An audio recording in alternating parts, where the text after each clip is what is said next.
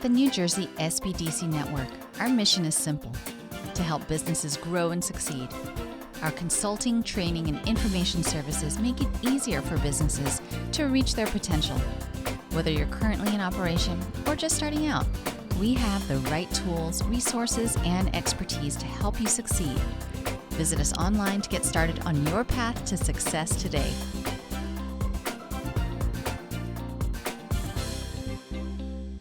A pleasant good afternoon to everyone. My name is Takao Bell. I am an event coordinator for the NJSBDC at Rutgers-Newark. And on behalf of Dr. Tendai Ndoro, the regional director, I would like to welcome you all to our Navigating the Online Marketplaces Where to Start webinar. For those of you here that are unfamiliar with the SBDC, it stands for Small Business Development Centers. And here at the New Jersey Small Business Development Centers at Rutgers-Newark, we serve as the premier provider of business training and technical assistance services to establish small businesses, startups, and as well as to entrepreneurs. We are one of 12 centers in the NJSBDC network, and we service those in Essex County. Our center is hosted by the Rutgers Business School and funded through a partnership agreement between the Small Business Administration, Rutgers University, and the New Jersey Business Action Center. Our mission is to help entrepreneurs as well as business owners start and grow sustainable, successful businesses through the delivery of one-on-one business consulting, training, and technical assistance programs. Now, these services are provided to you at no cost and are paid for by your tax dollars. If you or your business is located in Essex County, our website is www.rnsbdc.com. And on the top right-hand corner of our website, we have a button labeled Request Counseling. So clicking on that button will lead you to fill out the information you are seeking, including the help that you're looking for at your business. And within 24 to 48 business hours, a consultant will reach out to you for an assessment. And for those of you here that are not in Essex County, our headquarters website is www.njsbdc.com. And on that website, you can type in your county and it will refer you to your local SBDC office. For the benefit of everyone attending today's webinar, we will be taking questions via the Q&A feature here and the chat. We do ask you to use the Q&A feature because it will help to keep all the questions and answers in one designated area. And it'll also help us not lose any questions during the chat as well. So feel free to ask or post your questions, and we will do our best to respond during or at the end of the webinar. A copy of the presentation slides, along with the video recording of this webinar, will be emailed to you within 48 to 72 business hours, so that you can always refer back to this information long after the webinar has ended. It is now my pleasure to introduce to you our presenter for today's webinar, Ahmet Akdag. Ahmet is the CEO and owner of Steyermont and is an SBDC consultant here at the NJSBDC at Rutgers-Newark in the areas of e-commerce, self-hosted and marketplaces, BC and B2B online strategic planning, and supply chain sourcing. And now, without further ado, I will now turn today's webinar over to Ahmet. Thank you, Tako, and welcome everybody. So I'm going to go ahead and pull up the presentation now.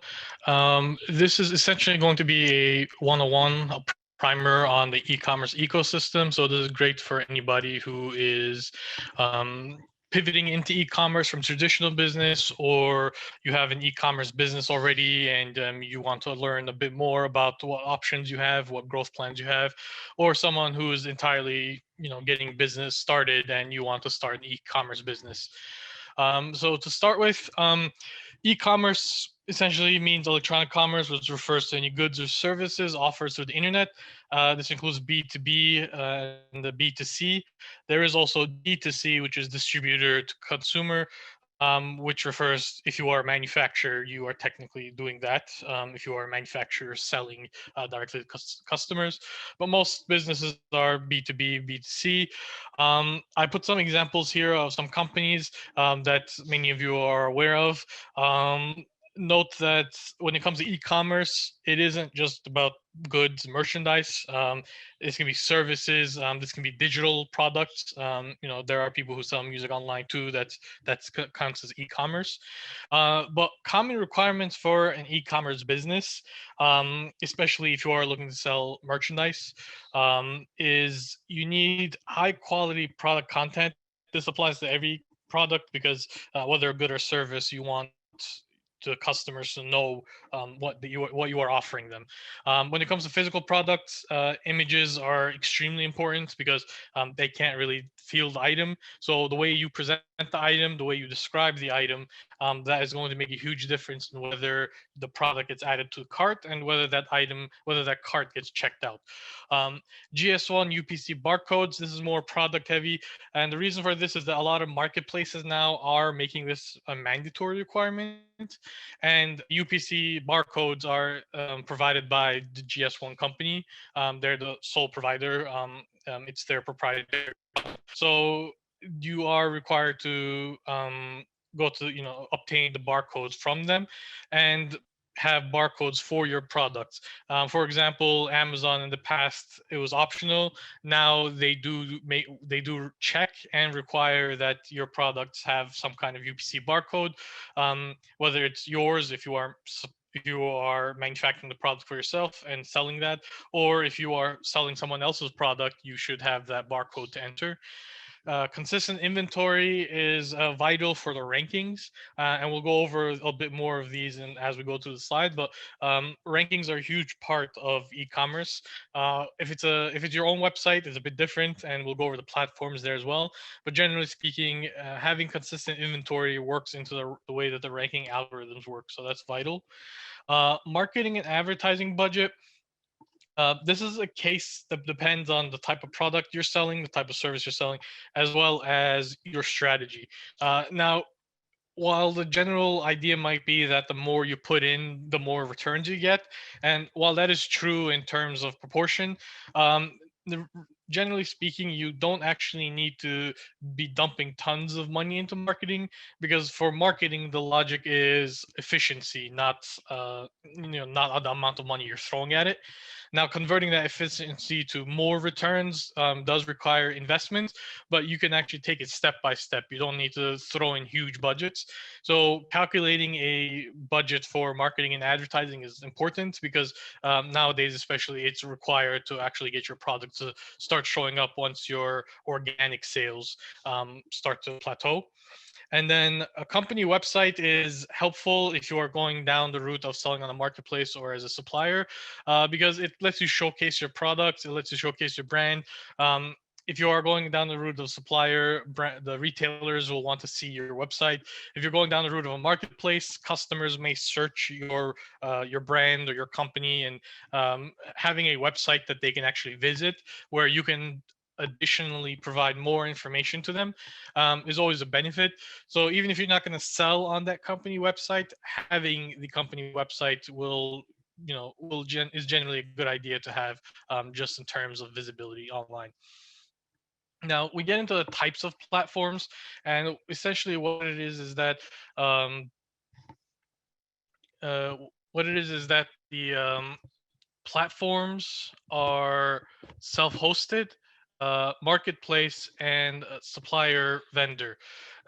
These three are essentially the buckets that exist in the ecosystem. There are variations to this, but what it works is that self-hosted refers to your products through your website. You own the website. You're responsible for everything on the website. You're just responsible for creating the website, designing the website. You list the products yourself. The advertising is generally on Google and Facebook, whatever venue you decide to advertise on, and you're in charge of everything. So in regard to self-hosted, the benefit is you're in control of the entire process, but at the same time, you are responsible for setting up that website, for bringing in the traffic, and for making sure everything on the site works. So you'll need to be setting up the payment systems, the shipping systems. There are web service providers that simplify this, and we'll reach those towards the end of the presentation. So it's not a case of everything you do it yourself, but the gist of it is that you are in control of your own website. And this usually works for if you're selling certain types of products that don't there isn't really a marketplace online or a vendor online, like a major retailer that maybe doesn't fit your product. Self-hosted, you can list whatever you want, and you can put in whatever you want, so you're able to put in whatever content and whatever images you want. You're able to design the website according to your needs. You can set up a subscription portal or a newsletter, anything like that, to continue to maintain a list of visitors, a list. You can even set up a member sign in. So there's a lot of flexibility. And to note, you don't these aren't exclusive. You can actually have these all set up. In fact, I have some clients who have all three set up at once, because they have a website, they do marketplaces, and they sell to retailers. So don't consider these as exclusive, but these are the different strategies you have. Another benefit of self-hosting is for services. E-commerce for services is still lacking in certain services. You might not even find a marketplace for that.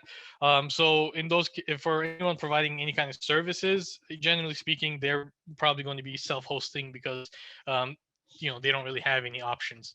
But for product sellers, self-hosting is a good way to get started, without without any of the restrictions that marketplaces may put on you.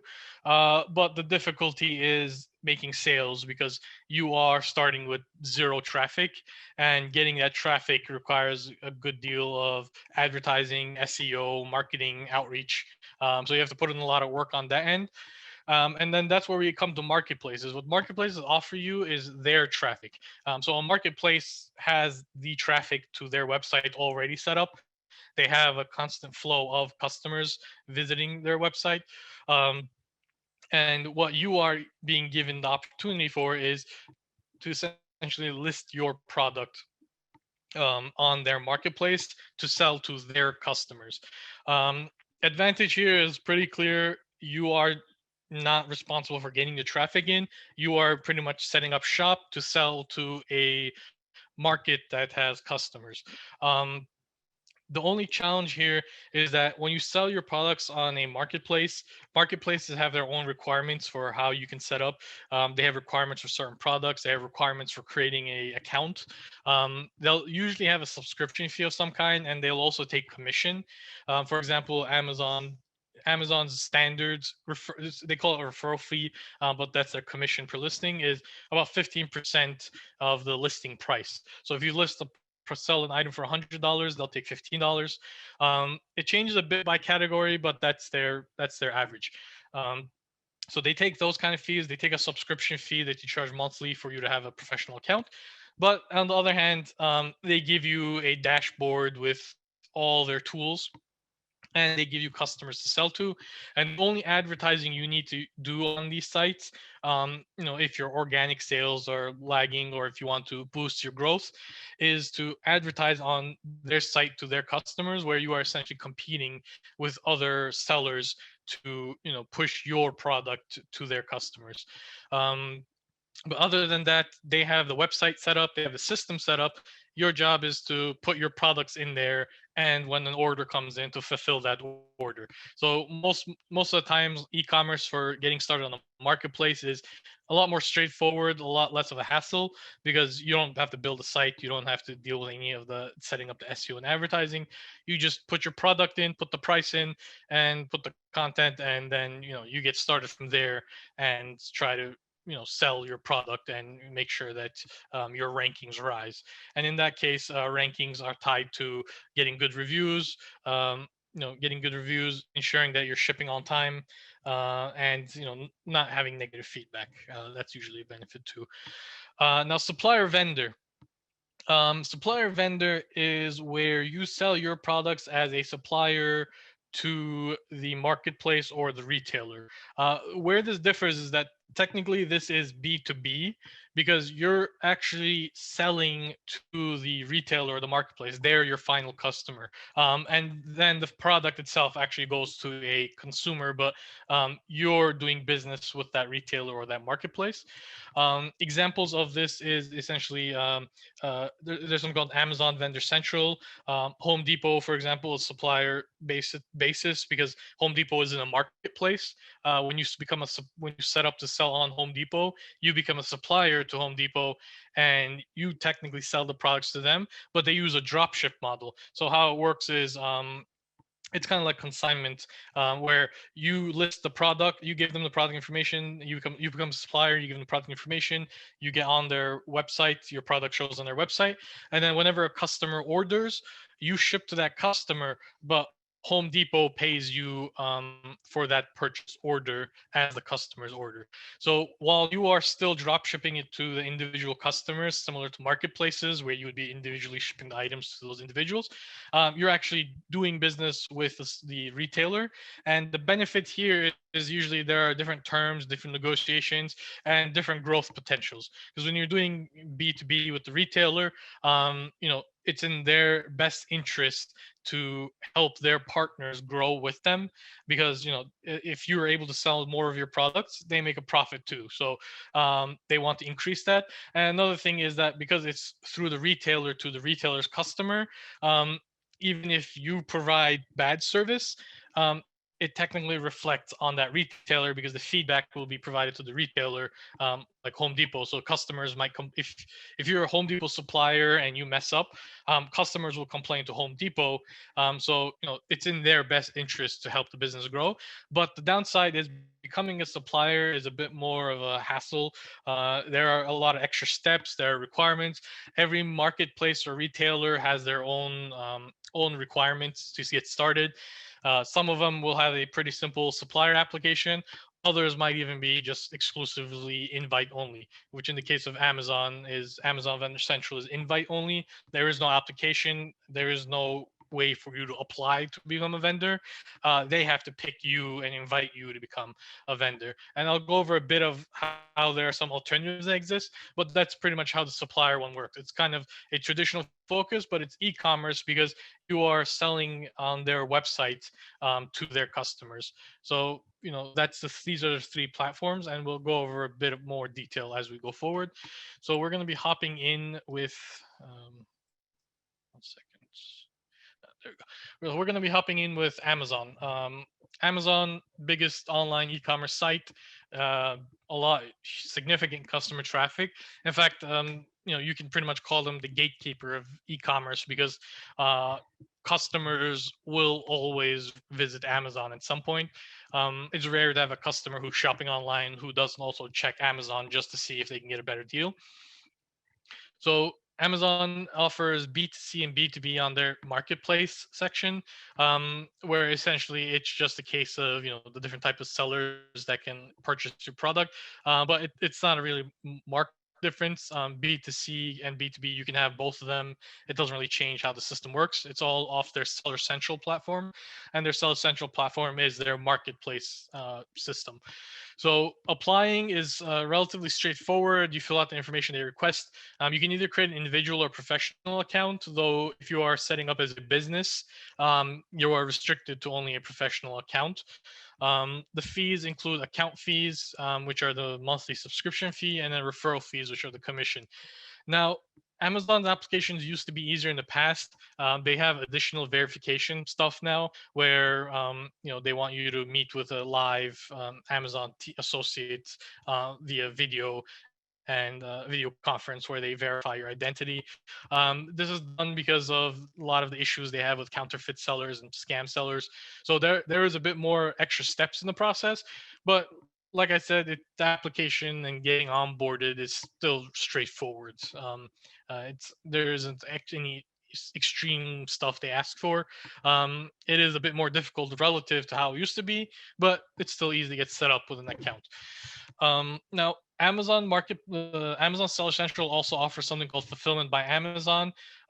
Anyone doing e-commerce is probably familiar with this, but it's a system where a marketplace seller, instead of you shipping products from your own warehouse or wherever you're holding your products to customers, you can actually send a bulk quantities to an Amazon fulfillment center, and then Amazon will ship to the customers as the orders come in for that item. And Amazon will also involve in some of the customer service as well as sort of handle the returns, depending on the condition of the return. The advantage of this for many Amazon sellers is that your item gets flagged as a Prime item, because when you put it in the Amazon warehouse, Amazon gives that Prime guarantee. You could offer free shipping, and that does get a tag too, but the Prime one is the one that stands out a bit more, and is what a lot of the Amazon Prime subscribers tend to look for. So it's a visibility aspect. It gives a bit more visibility to products. So that is something that suppliers and sellers tend to think of when they want to consider doing FBA. It's a matter of convenience for the customers, but there are some a bit more fees involved in regards to the shipping to those locations, as well as handling fees that Amazon charges. But in regards to that, I'll actually show you some tools that can help do some product research and planning for Amazon ahead of time. So like I said, Amazon's top e-commerce site, significant traffic. And in fact, this is from last year in May, 2.5 billion visitors. So they get significant amount of traffic to their website that you can sell to, which is why they're a very popular site.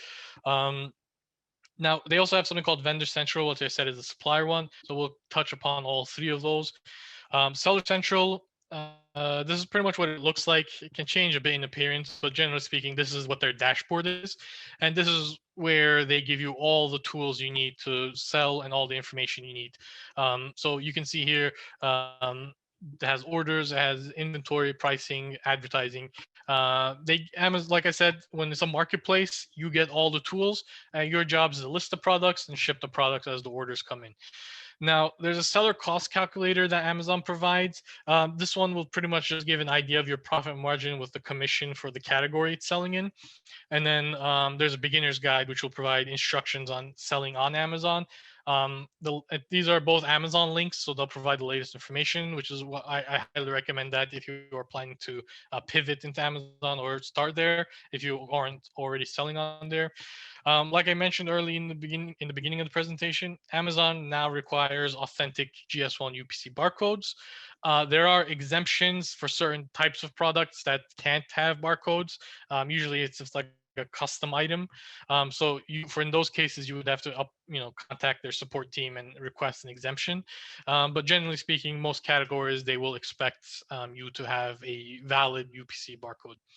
Now, when you come to FBA, this FBA revenue calculator is a great tool for estimating the FBA costs. Reason for that is that this is Amazon's FBA revenue calculator, and it lets you use an existing item to get a general idea of the costs and fees of using FBA. It won't be exactly accurate because obviously that seller's product information is confidential, so you won't get the exact details. The computer will guesstimate the information, but it's relatively accurate. So if you are looking to sell and you're saying, I'm going to sell on Amazon, I'm going to probably do FBA, you can actually use this FBA revenue calculator, find an item that's similar to what you're planning to sell in terms of dimensions and category, and then plug it in, and then you will get a general idea of what it costs for that item at that price that's being sold, so you can make your plans for your product when you want to get started. Like I said, FBA, you're able to send bulk items to Amazon warehouses. And the benefit of this is that it takes out one more aspect of the e-commerce activities, in that now you're not even shipping the items. Amazon's actually the one shipping the items. You end up just focusing on marketing and increasing your sales. That can mean increasing the copywriting, so improving the content, improving the images, adding more items, or putting money into the advertising on Amazon. And then just the only thing you would have to do is manage your inventory at the FBAs. So if it looks like it's decreasing, you have to send in more inventory. What you do want to avoid is having an overstock, because Amazon does charge fees if your inventory is in their warehouse for over a set period of time. They start charging long-term storage fees.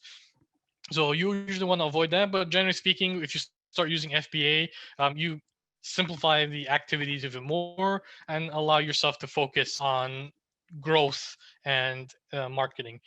And like I mentioned, the biggest advantage of Amazon is the Prime delivery label, which is what draws the Prime subscribers. Like I said, you can offer free shipping and not use FBA, and maybe that might protect your profit margin more. But products that have that Prime delivery tag on it tend to get a bit more visibility and to the customers. And if they filter by Prime, then your product won't even show up if you're not offering that. There is a filter for free shipping as well, but it depends on which one the customer picks when they're filtering products on Amazon. Now, Vendor Central is going to be a bit quick, but I just want to go over it. This is what their dashboard looks like on Vendor Central. It's a lot more basic because of the way the Vendor Central works, but it's currently invite only. In the past, there used to be something called Vendor Express, and Vendor Express was you could apply and get accepted and start selling on it, and you would have an opportunity to upgrade from Vendor Express to Vendor Central if things went well. And then they closed Vendor Express, and now it's only Vendor Central. It's the way that the invite works is that their bot has to flag a seller. And the way that their bot flags a seller is if you are a seller who is showing high revenues or consistently high growth. And consistently high growth means over 100%, growth month over month, and even year over year, because sometimes it could take 2 years, 3 years to even potentially hear from Vendor Central. So as long as things don't change and they don't bring back something like Vendor Express, it's exclusively invite only. The alternative is with the pandemic, it's a bit difficult, but when trade shows and events come back, you could technically try to catch an Amazon team at some trade show or a trade event that they're participating in. And if you are able to meet with them in person there and make your pitch, and if they like the product you're selling, and if they like the pricing, and if they think you would be fit, that is a potential opportunity. But that's a matter of your networking and your outreach that you do. It's not really tied to an application process. And the reason that is Amazon's Vendor Central buyers, so the Vendor Central team, who are the account managers and the buyers, they're actually able to provide invite links. They're the people who send out the invite links. But there has to be something that catches their attention in that. So it's very difficult to get in. But I just wanted to touch upon it because if things change, it might be an opportunity for anyone looking to do supplier. And the reason that is that because something like Vendor Central offers in-network fulfillment is what they call it, where you ship, where they place a bulk purchase order. So they say they want to buy a few hundred of this item, a few hundred of this item, and then you ship them in bulk with a carrier that they assign. There are two terms for these kinds of supply relations, where either the retailer pays or you pay for shipping. Generally the retailers are paying for the shipping, but some may try to negotiate terms where they want you to pay the shipping, which is they take the amount off the balance they pay you. But I usually recommend, if anyone is in this opportunity, to ask that the retailer pay, not you pay for the shipping. So in-network fulfillment is where you ship in bulk. It's similar to FBA, but any item sold on Vendor Central, and in fact, if you ever look on Amazon and you see an item that shows ship and sold by Amazon.com, that is a Vendor Central item. Anything that says ship and sold by Amazon.com, essentially means that somebody has sold it to Amazon through the vendor relationship, and Amazon is technically the seller of the product to the customers. Direct fulfillment is another word for drop shipping. It's similar to that consignment I mentioned, where the orders come in and then you ship them individually, but those are also shipped and sold by Amazon.com. And then direct import and private label. These are things that a lot of suppliers, the supplier method will have access to, though to get here requires a good deal of effort and a reliable and trustworthy business relationship. Direct import is if you are, especially if you are using a manufacturer overseas, it essentially means you become a liaison where you make the arrangements to ship container loads from that factory that is supplying you to send it to Amazon. If you are local and if you're a manufacturer here, or if you are using a local supplier here, it would mostly just mean truckloads where you would be filling up an entire truck trailer with the product. But the benefit here is they don't order like in network fulfillment, which is kind of a quantity basis, but they order on a trailer or container basis. So they order in significantly more bulk than in network would. So it is, a growth potential, and technically because they are ordering in that quantity, it changes the way that the business relationship works, kind of streamlines the supplying process, and the ticket price of these, when the purchase order comes in, is generally a high sum. So if you continue a good business relationship with your partners, you are able to start this.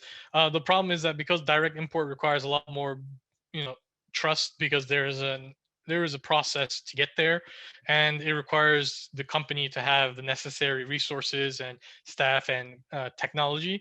It's not something immediate, but it is a growth potential, and so is private label. And private label in this case means you are supplying that retailer's brand. So in the case of Amazon, that's Amazon Basics. There's a lot of other brands, but Amazon Basic is one that's common in a lot of categories. So Amazon Basics products are actually somebody doing private label. Now, Amazon itself also does work with manufacturers directly to bring in products, but that's not as common. A lot of times they'll just have a supplier who is doing private label with them for those products. And you also get access to a variety of new and beta products, and this applies to most supplier relationships with any retailer. Now, eBay is also a popular e-commerce website, also gets a lot of traffic. I would say they're easier to get started selling on with, because the way eBay's business model works is to immediately get your account set up and immediately get your products listed with the most basic information. And the way that they have it set up is, when you create your account, they'll give you the basic listing template, and then if you want to add any additional information, additional images beyond the amount that they give you, and you only want to pass that limit, then they charge for that. So you get a lot of flexibility in listing your products. So you essentially get just the bare minimum of what you need to get started selling, and then you can pay to add any additional information you want to polish up your listing or add some more information that you think will help with sales. And another thing is that eBay has a lot of categories. If you happen to be an e-commerce seller in any of these categories, um, Amazon is slowly catching up, but eBay is still, still a popular one. And another thing about eBay is it has, auctions, which is something that Amazon doesn't necessarily have. And eBay is also a bit simpler to sell, secondhand products, used products, stuff like that. And the reason is because the way that Amazon's listing system works, Amazon's listing system has it so that a single item, if there are multiple sellers, even if it's used items, they all go under that one listing because they only want that one listing for that one product. Whereas in eBay, you can actually have different listings, which lets customers filter through and shop through them. So that is another option if you are someone who is selling secondhand items.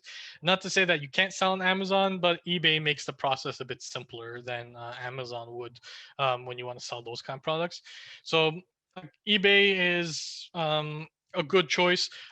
In fact, there are some items that people even test on eBay. And one thing to note is when you're entering the ecosystem and looking for a place to sell, you can pretty much go down the shotgun route if you want and try everything out.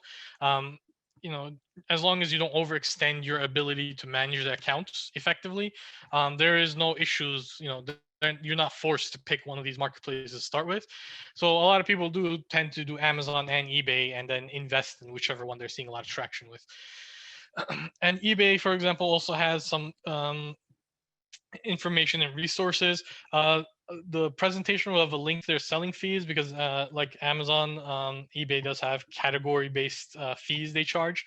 Um, they also have a quick start guide, which is a 4-part guide that'll quickly get you through to setting up an eBay account.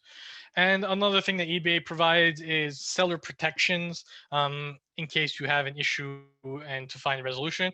Amazon technically has something similar, but because Amazon's a lot more customer focused, you might find that sometimes Amazon will just side with the customer to ensure positive feedback. It's their process of maintaining their customer trust and guarantee. So stuff like that can happen. It's not a major issue in either marketplace, unless you're really screwing up the sales. It shouldn't be an issue. So it's not a major issue, but it should just note that it is a feature that eBay provides. Now we're gonna hop into Walmart because eBay is strictly a marketplace, and it is what it is. There's nothing extra there. It's a default marketplace, very easy to get started. Can easily list a lot of different products. Walmart is a marketplace and a supplier side as well, similar to Amazon. Only difference is it's a bit easier to apply because at Walmart supplier, their supplier vendor side has an actual application.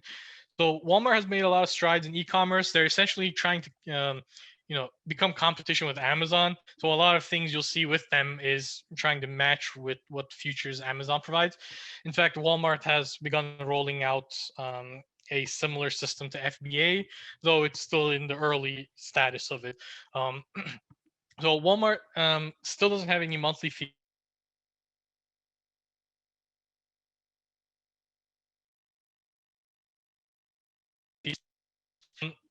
I'm pretty sure it's automated based on how quickly that a turnaround comes from. So I'm pretty sure that Walmart's it's called Walmart the marketplace application. I'm pretty sure that it is pretty much automated because I've seen quick turnaround and I don't believe a buyer was looking at that. So all it does is just it verifies the information, makes sure you're a legit business, make sure it has your application information, and then within a few days at most, you get an email asking you to create an account. Walmart sells products in a lot of categories. And like I mentioned, Walmart Marketplace is there's dashboard might have gotten some upgrades since I last took the screenshot because they are trying to catch up. But you will notice that compared to Amazon, there is a bit less tools in there. They're pretty much just focused on you adding the products, you maintaining the inventory. They don't necessarily have a marketing or advertising system the way that Amazon has, but the benefit of this is you're responsible for listing the product, shipping the product. A lot more straightforward, less distractions, I would say. But they are continuing to upgrade it, so they might have those additional stuff. Because right now they have reports because everybody has reports, so you don't have to worry about that. But it's a bit more utilitarian, I would say. The way that you create listings is similar to Amazon and eBay. There is a template you can download for a category that you can fill out. It's like an Excel file you can create bulk items in, or you can use their website to create items individually, the way that Amazon does, eBay does, Walmart does as well. Like I said, Walmart has a fulfillment service, but I haven't been able to get any details on the costs of it because it still seems to be early. So they are only inviting in early early testers to that program. But I would say that the fact that they rolled this out means that they are looking to compete with FBA, which is an advantage to sellers on Walmart who now have an opportunity to start sending it to Walmart centers to do something similar to FBA if they get invited into the program, or when Walmart opens it up to all the marketplace. And as usual, there's a referral fee based on the category. Now, DSV is their supplier platform, you can actually apply to their marketplace and their DSV as a vendor at the same time. There's two separate applications you can fill out. The only difference is that if you apply for DSV, it goes to the category buyer, and then the team has to review, what products you offer, your application. They might get back to you with more questions. So it is more of a traditional application process, and there's no guarantee you'll hear back from them anytime soon. It usually depends on their priorities and whether the buyer wants to bring you on board or not. But the advantage is, unlike Amazon, you do actually have an application you can submit, and it will stay in their system with their buyer. The advantages are similar to most supplier models. The terms are negotiated, but Walmart will pay for the shipping, and they will handle the customer service, because technically it'll show as shipped and sold by Walmart to the customers. And the advantage is, compared to Amazon, you speak directly with the buyers on the Walmart DSV. Amazon gives you an account manager, but the account manager is, as I said, manages accounts in a category that's similar to a buyer, but it's less business decisions, because any kind of business decision has to be passed up the ladder a bit. In regards to the DSV with Walmart, the buyer is the business professional you are speaking with. So the buyer is responsible for the category, and you can actually discuss, growing your business. Because once you become a supplier with any retailer, both of you are mutually committed to growing your businesses. So you have that advantage to speak business with them. You can straight up tell them, I want to, I don't think my sales are as high as they should be. Can your team review it and get back to me with, some advice? And they can actually give you reports and feedback to help you with that. And you can even schedule, monthly calls to touch base. So you have a lot of flexibility in that regard. But the difference between Amazon and Walmart is the Walmart one you can actually apply to. Now I'm going to take a quick detour with RangeMe, and the reason for that is RangeMe is an online platform where suppliers are able to showcase their brand and products to a variety of buyers from major retailers. The reason I bring this up is because there are a lot of retailers out there who currently require you to go through RangeMe to to apply to become a supplier. So what they'll say is that you'll go to our website, Target, for example. You'll go to our website, you'll want to become a supplier, you hit the supplier button, you go to where the supplier information is. They'll give you a link, and when you click on that link, it'll take you to RangeMe, because what Target wants you to do is create a RangeMe account. There is an annual fee with RangeMe, and there's a free account and an annual fee. But what they'll want you to do is create an account on RangeMe, and then put your products on there, and then submit them to a target buyer. Now, one thing to note is that when you want to submit products to buyers on RangeMe, they do charge an annual fee, and that's something you'll have to check from their website or get in touch with them if you want to try to negotiate the fee. But that's the only way to push your items. Otherwise, you can showcase your items, and then buyers can search through the products, and they can do that with a free account. So you don't have to pay for that. But to actually pick a buyer and submit to them, there is an annual fee. And their retail partners, many of them have pretty much made RangeMe exclusive for handling supplier applications, basically. So you would have to go through them and set up through a third party to apply to become a supplier to these companies. So that's just something to note. Not every, like I mentioned, there is no standard for becoming a supplier. Some of them have the application, some of them are invite only, and some of them make you use a third party that they are partnered with to be able to, push products to their buyers. So hopping into accounts that are vendor supplier only, Home Depot, for example, is one. They are providing products in specific categories, and this you'll see it in a lot of retailers that are exclusively vendor only. They are for certain categories. They're not a whole. They don't provide in multiple categories. So, like for example, for Home Depot, you have to apply. There's a bit of a process for onboarding, a bit of paperwork, and then once you're in, they give you access to their vendor portal, and then you list products. Terms are negotiated with them, so it depends on whatever fees and whatever payments they take is there. But normally, when you're on this level where it's exclusively vendor and you're doing it as a B2B with them, they make their money off the wholesale model, where they make their profit in the difference between the cost you give them and the price they actually list the products for. So if you give it to them for 50, they sell it for 100. 50 is what they make, and that's what they consider their profit margin. They might not charge fees. They might charge fees. Usually damage allowance is the fee that tends to be commonly charged to handle any kind of returns or damaged products that they have to deal with. Shipping is negotiated, and marketing is negotiated. So this is just, I want to use Home Depot to give an example of a supplier, a retailer who is exclusively vendor only. Now we're going to get into a bit of the hybrids. House is for home products as well, but they also do professional services. So professionals who are providing house-related things, so landscaping, plumbing, construction related, interior design, architects. They're able to use this, but they also sell home decor and home decor products and flooring products. Um, but the hybrid aspect is that you can actually set it up in a way where you can set up an account with them and you can sell through their system, or you can have it redirect customers to your own website who will then be able to purchase it. So this is a bit of a hybrid between a marketplace and self-hosted, because of the way that their process works. Um, there might be a lot of companies out there, but these are even more niche because the hybrids aren't able to expand out to multiple categories, or there isn't anyone like that at the moment.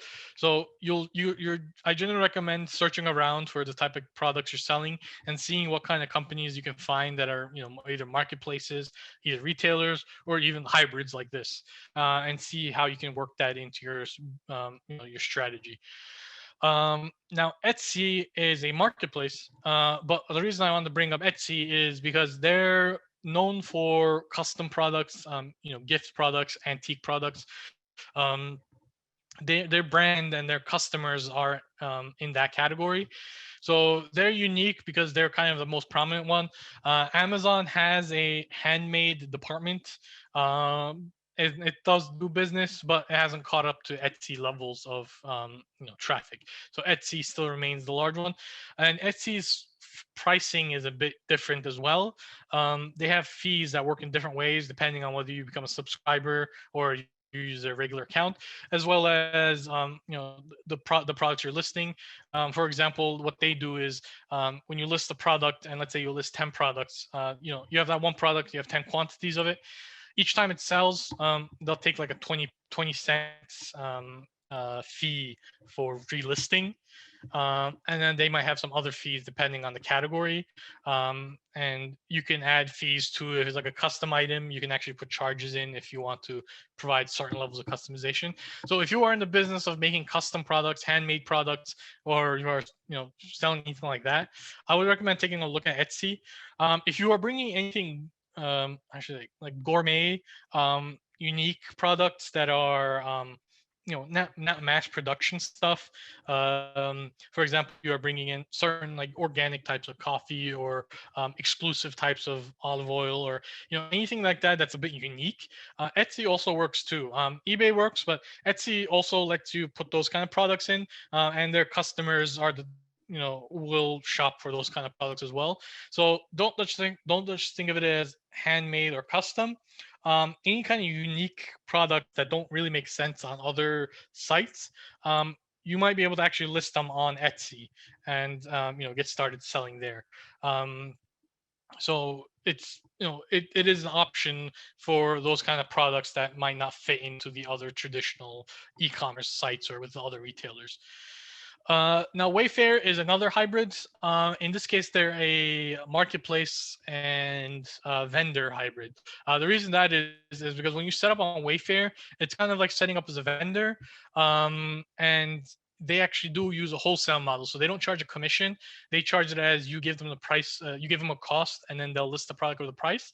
But technically, it's a marketplace because you're still selling it. You control the product's information. You list the product. It's under your company name. Wayfair just gives some of the features that a vendor partner gives, as well as partner contact. So Wayfair will let you speak directly with their, their business professionals, their buyers in those categories.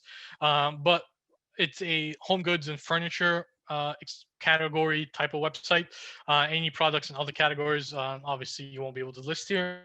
Um, but the reason I bring up Wayfair is because I wanted to show a hybrid where it's a vendor's features, but technically also a marketplace. So these kind of sites also exist, and these are maybe a bit more convenient for some sellers because in this one you have a business professional you can communicate with to grow your business, and you have a bit more control of your product, but you provide them at a cost that the marketplace, in this case Wayfair, puts the price themselves for. And then you can provide sales and discounts to kind of get the sales traction going. So that it's another type, and you can search around to see if there's one for your category. Unfortunately, not every category has all these options available, as I mentioned, and in those cases, you're going to have to build your own website for that. Overstock is a bit interesting. They're similar to Wayfair, but the specialty of Overstock is in the name, where they actually sell in many categories. Now, Overstock technically has made a focus on home goods and furniture products, but they're not exclusive to that. You can actually sell different kind of products on here, and the gist of their business model is they want you to provide products that you would consider as excess surplus inventory, excess inventory, or closeout items, and then put them on the site and then give them on sale. So a lot of the products that sell on Overstock are actually products that are being listed on sale with some kind of promotion or discount. Like in the image for here, for example, these area rugs by this brand, extra 15% off. That's kind of the approach Overstock takes, because the logic of it is the sellers here are suppliers trying to offload any excessive inventory they have, and they're giving promotions and discounts, which Overstock then markets to their customers to get them to encourage them to purchase. So while their category has been prioritized as home goods and flooring products, they do accept a lot of other types of products as well, and you can actually check their website to see those categories. And they do have an application process, but it's pretty simple. And once you become an approved partner, is what they call it, you will be assigned an associate who will be your point of contact if you need any assistance or you want to grow your business on their platform. Now we're entering the self-hosted section of the presentation. Shopify is, many of you have probably heard of Shopify. They do a lot of marketing, and they tend to be known as the site, the service you go to build a e-commerce website. And the reason for that is because Shopify makes it simple in building a website. Any website builder will give you templates. The only difference between building a regular website and building an e-commerce website is when you build an e-commerce website, there are a certain suite of tools you need to do e-commerce, and enable e-commerce, I would say, which is shipping, managing, the payment transactions. You need to be able to manage the payments and be able to transact them to get paid, and a cart for checking out. Those three tend to be the core of what makes a e-commerce enabled website. And you can technically build your own website. You can use WordPress. You can get plugins to offer that. But what Shopify does is it gives you templates and a website building platform that has all those incorporated in it, so you can immediately get started. And then they do offer additional plugins if you want some additional features, or if you want to use different processes. You have those options. But where Shopify comes in is it lets you build the e-commerce enabled website immediately. They give you free templates. There are also paid templates. All these templates have e-commerce in mind. The website is easy to edit. It's what you see is what you get kind of editor. WordPress is similar like that too, but Shopify makes it easier. If you ever used Wix or Weebly or anything like that, it's similar to that. It makes it very easy to build your website. The plugins are all vetted. So Shopify has like a plugin marketplace, and these plugins are generally vetted to work with Shopify's systems and integrate properly. So it makes it easier on that. And the only thing is that it charges a monthly fee that's based on both the plan you start at as well as the traffic your website gets. And it also has the payment transaction fees, but any payment processor is going to have those fees. It's just the monthly fee that matters, and the reason it matters is that you can choose the lowest plan, but and it's affordable, and you start selling. If your traffic or sales volume increases and a lot over months, like each month you're actually seeing significantly higher, there's actually, for that plan you choose, there's actually a threshold where if you pass that threshold, they start charging additional fees unless you upgrade to the next plan. So when it comes to scalability with Shopify, you do have to start considering your fiscal aspects of it because of the cost of scaling up using Shopify. But early on, that's not an issue, and you are able to get started. But I generally recommend that you remain cognizant of that fact, because you don't want to be surprised maybe a year or two later and your Shopify is selling really well, and suddenly you pass that threshold and you see Shopify charging you extra money. If you want to avoid that, you should know ahead of time what that threshold for that plan you choose is, and make your considerations ahead of time. And if you decide that you're making enough profit to invest in building your own website on a WordPress with WooCommerce, which is next, you can consider that as well.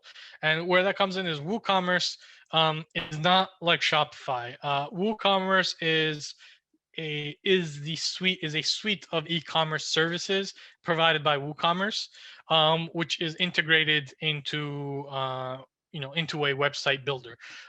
In this case, their partner is WordPress. So what happens is that WordPress is what you actually build your website with, and WooCommerce enables e-commerce on your WordPress website. So it's a bit more technical than Shopify, but the advantage is it could be a bit more cost effective, because unlike Shopify's monthly fees, for WooCommerce side, technically you are paying for the WordPress and the hosting. So that you're paying a fees there, so it could be cost effective. But because it's a WordPress website, you do need to build the website yourself. You do need to design the website and deal with WordPress's editing process, which isn't like super complicated. You're not going to be doing HTML and CSS unless you get a developer to really make your site unique and customized. There are templates, and it is sort of not drag and drop, but it is a visual editor. So you are able to put in products and get a visual idea of how it's going to look on the site. So that's the only distinction. And another thing too is that for a WordPress website, you have to host it somewhere. When you're using Shopify, Shopify also provides the hosting service. With WordPress, you need a host, and a host can be anything from what was it? DigitalOcean, Bluehost. There's a lot of hosts out there, lots and lots of hosts. So you can actually search them up, and a lot of hosts will actually, if you visit, let's say Bluehost website, and you go to their section for hosting and building a website, they'll have a section for hosting and building an e-commerce website and the fees for it. And what that is that when you buy that host website fees for setting up a website, the e-commerce website, what they do is that they give you the website with the e-commerce tools in it, which generally means WooCommerce is integrated already into the WordPress they're giving you. So there's a lot of flexibility, but there's also a bit of a technical aspect compared to Shopify. But scaling is less of a concern. It's just that if you want to ever build a unique website, you would need to bring in a developer or have the skills to really tinker with those technical ends. BigCommerce is similar to website services like Shopify and WooCommerce, but I would say they're a bit more similar to Shopify because they kind of provide you that hosting aspect and building that website, whereas WooCommerce, like I said, is a suite that integrates with WordPress. So BigCommerce is another option. You can check their pricing to see if they're more cost effective for you. And like I said, the same concerns with Shopify is that when you are setting up and start scaling up, you would need to take a look at the cost and see if it's cost effective for you. So consider BigCommerce to be another option to Shopify. It's not necessarily similar to WooCommerce. It's more like a competitor to Shopify um, in regards to hosting and setting up a website for e-commerce. Now we're wrapping up the presentation, and I'll jump into the questions soon, but I want to touch upon the existence of niche and international marketplaces and retailers. So there are sites like Newegg for electronics and computers, Zulily for clothing, home products, Tractor Supply for home improvement, agriculture, Kroger for produce and groceries, Chewy for pet food, pet supplies, and then you have Alibaba and Rakuten, which may or may not apply to you depending on the circumstances that you're trying to sell in. But they are international e-commerce sites that you can take a look at if they happen to apply to your needs. But the reason for this is that um, there's a lot of marketplaces and a lot of retailers out there doing e-commerce or getting into e-commerce. So what I recommend is you to look up and see what options you have, and see whether you have a lot of vendor options, maybe not a lot of marketplaces, or if you have a lot of marketplaces, not enough vendor options. Look that up, see what it is, because when you're building a strategy for determining whether you'll be self-hosted or marketplace or vendor or a mix of the three, you want to see what your product category looks like. And you can check this out maybe every year, maybe every few months, because there are a lot of startups that are trying to enter certain marketplaces, set up as certain marketplaces, or even try to become retailers. Or you might even have retailers who are trying to enter into e-commerce, and that would be an opportunity to jump in. So the e-commerce ecosystem continues to evolve, continues to change. So you'll definitely want to keep up with those changes, because the biggest advantage is that because e-commerce is evolving this way, if you are able to grab onto an opportunity as soon as it presents itself, you can help your business grow a lot faster that way. Because imagine if there's a retailer who is now entering e-commerce and they're looking for suppliers. If you're one of the early suppliers that manages to get on board, you'll essentially have first access to their customers and first access to their market, and more time to build up your market share on their site versus any other competitors that come in. Same with marketplace. If it's a marketplace you hop into, customers might shop your product, your product rankings may increase faster, and now your product is a higher ranking that others have to catch up to because you had jumped in early on. So these are opportunities, and it's not domestic, it is international. There's a company actually in South America called Linio, with Linio. I don't think they've launched just yet, but they do have it open for applications, where they essentially are looking to bring, if you're an international supply company for them. So if you're located in the U.S. and there are marketplaces for the South American countries that they're located in, they're still accepting applications, and they do negotiate a contract that allows shipping to not be an issue, because they absorb the costs either fully or partially, depending on the product category. But you might even have that as an option as well, and start selling there before other sellers hop in, and you'll have that as an opportunity. So you'll want to do your research, you'll want to do that, you want to do your outreach, you want to do your networking, and you want to remain aware of how the ecosystem is developing, so you can grab onto any opportunities that do come up, to take advantage of. Now we're going to hop into questions and answers. I'll look at the chat first. Yeah, we'll get recording. Okay, so nothing in the chat. I'll look at Q&A. So first question is example of supplier vendor platform. As I had gone over it, but I'll touch on this review again. A supplier vendor platform is essentially a B2B relationship between you and a retailer who's doing e-commerce, or you and a marketplace who's doing e-commerce, but you are selling directly to that marketplace. You're not selling to the individual customers in the market. Versus self-hosted, which is where you are selling on your own website. That would be an example, which is like I given there, the difference between Walmart Marketplace, where you are a seller in Walmart's marketplace and customers are buying directly from you, versus Walmart dropship vendor, where you are actually selling products to Walmart, and then and Walmart's putting these on their website, and you are drop shipping to their customers. Regarding the barcodes, barcodes need to be on the product anywhere on the final product or on the packaging of the product. If it's some kind of, if it's, if the product is, you don't put it on the product, or if it tears off. Packaging is usually where you would put in most cases. You would be getting the like when you go to the GS1 website, they sell them in exponents of 10. So you can get 10 barcodes, 100 barcodes, 1,000 barcodes, 10,000, and even more.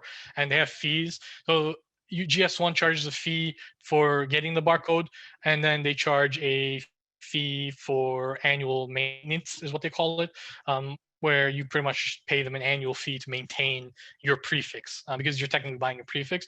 And then they give you your prefix number for that barcode, and then you can actually use the generator they give to create those barcode numbers. And then you gotta put those numbers on the packaging of the product, and it has to be in the format that's scannable. You don't put the number itself. You have to use that UPC format with the lines that can be scanned. That has to be on the products.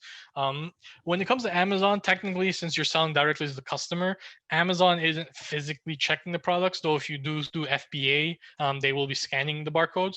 But if you are just doing seller and selling it to the customers, they're not checking, but they do still require your product to have a valid barcode, and that's what you need to have. So you'll need the number, and where you put it is on the packaging. You usually print out a sticker and slap it on the packaging for the product.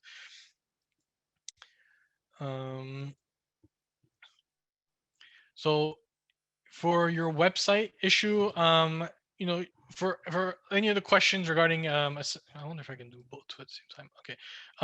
For the two questions regarding assistance, what you can do is you can request counseling, and we can with RNSPDC, and then I'll be able to schedule an appointment with you to go over whatever your issue is, and figure out what kind of guidance I can give.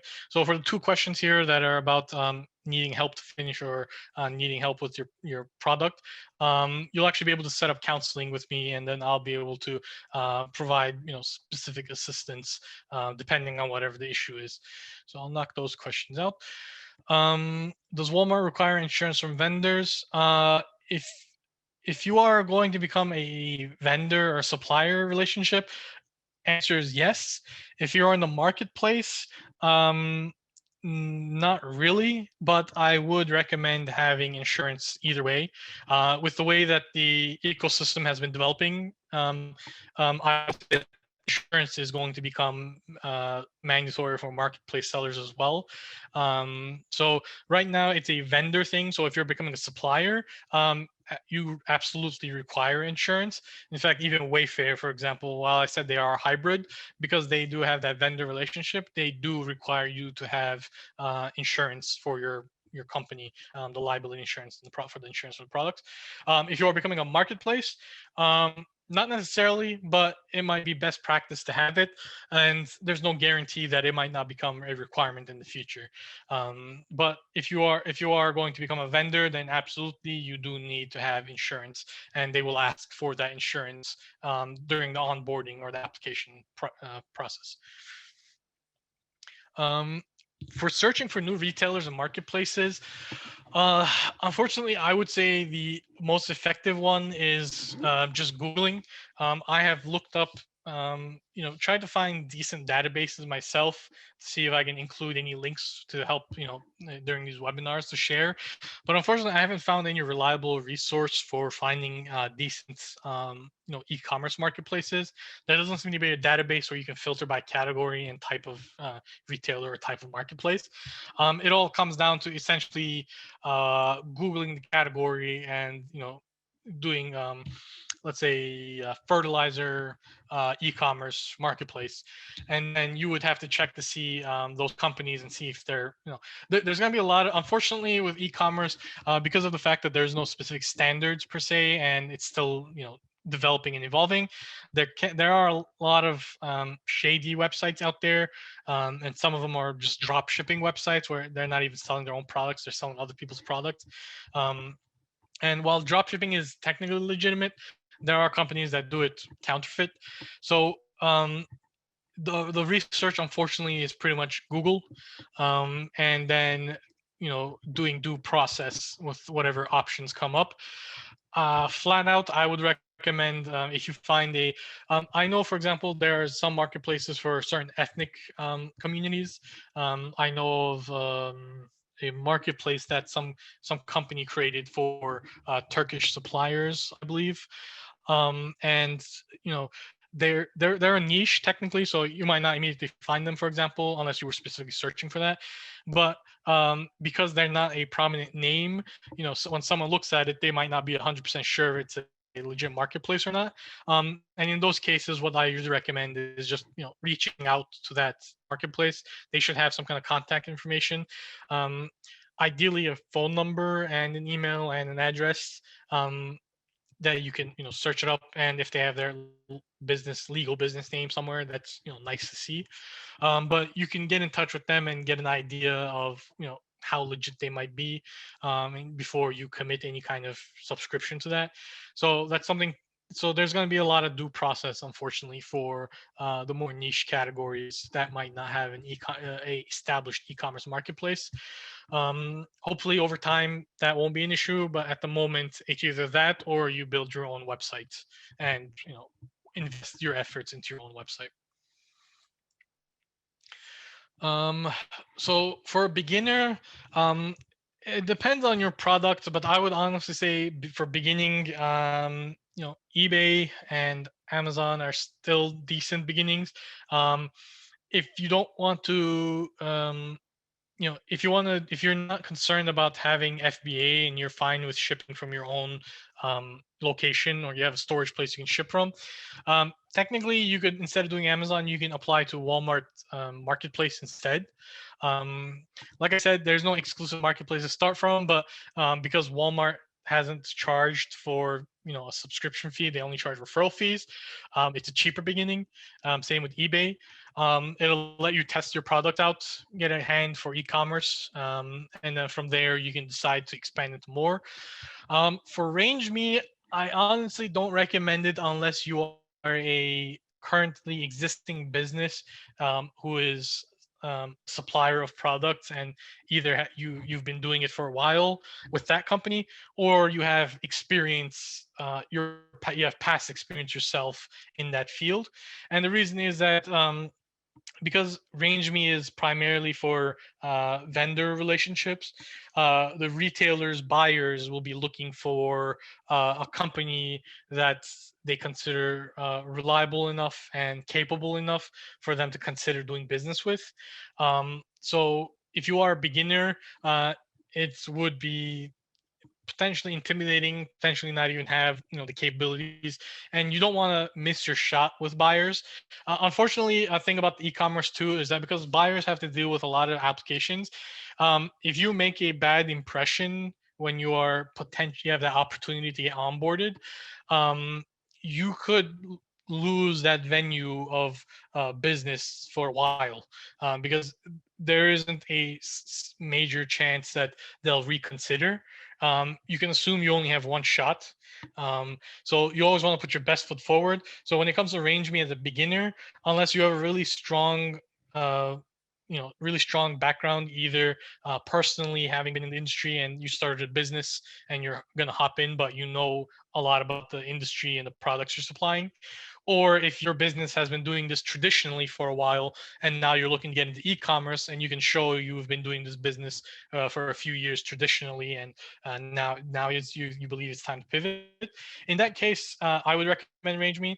Plus, the upfront cost to might be not exactly be something for a beginner cost effectively, unless the product you're selling is kind of high value.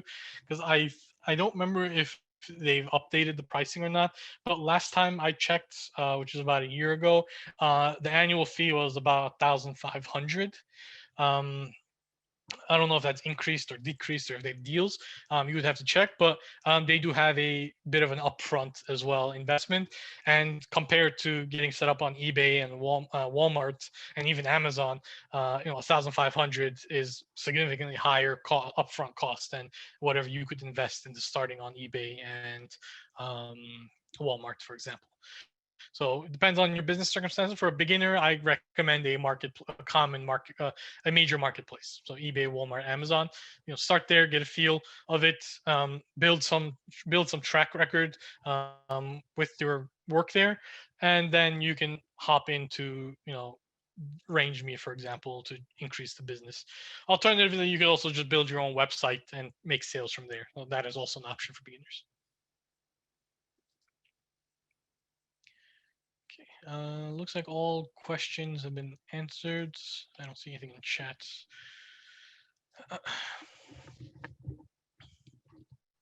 Okay, do we have any more questions before we end? We do have a few more minutes, so feel free to take advantage of this time.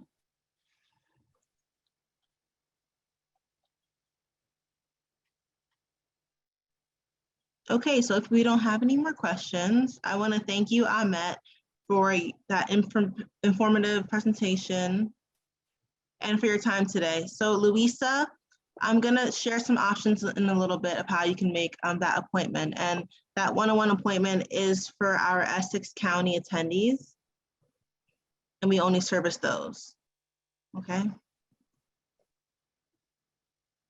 So at this time, if anyone is interested in that one-on-one counseling session with Ahmet and you are located in Essex County, feel free to click on that raise hand button on your screen, and I will take note of your name to create that appointment. And if you're not located in Essex County and you're still looking for counseling, I will refer you to our website in a little bit where you can actually request counseling, and we'll just transfer you over to your local SBDC. Let me just take note of all these hands.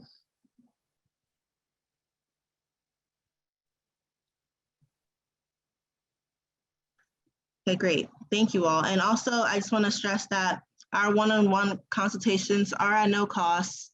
So I do strongly advise you take advantage of that. So I'm going to share my screen at this time so that we have our contact information on there.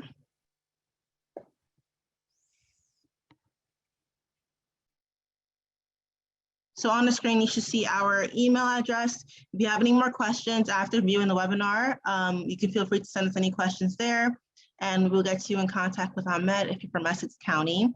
And our website, you can request counseling. If you don't need help in areas of e-commerce, it could be marketing, it could be trying to apply for loans and grants, it could be government contracting.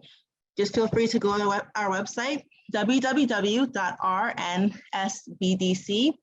and on the top right-hand corner, there's a button labeled Request Counseling. So click on that button and you can fill out the information, and we will have a consultant reach out to you within 24 to 48 business hours. And again, for those of you that are not in Essex County, you can still go to that website and request counseling, but we will just refer you to your local SBDC office, okay? So at this time, I'm going to post something in the chat. There you will find our upcoming events for this week and next week. You will also find our links, our direct link to actually request counseling, and our Eventbrite page where you can register for more of our webinars and workshops. And these webinars are only a handful of the ones that we are hosting this year. We have, I believe, about over 100 different webinars that we're hosting this year, and topics ranging from finances, capital, marketing, e-commerce, credit counseling, cybersecurity, government contracting, and so much more. So again, feel free to visit our Eventbrite page or visit our regular website, and you can register for those workshops and webinars that best fits your business needs. Also, I want to remind you all that you will be receiving a video replay as well as the presentation slides within 48 to 72 business hours. So you can have that information long after the webinar has finished. Once this webinar is ended, in the browser, you will see a survey pop up. That survey will help us to adjust our presentations in the future, as well as give us some information on the type of assistance you may be needing for your business. So if you have a few minutes to complete that survey, your feedback is very much appreciated. And on that note, we will now end this webinar. I wanted to say thank you again to Ahmet for sharing your expertise with us. And also thank you to our attendees for taking the time out to attend and ask your question in today's webinar. We look forward to seeing you all at our future webinars and workshops. Have a great day, everyone. Thank you, everyone.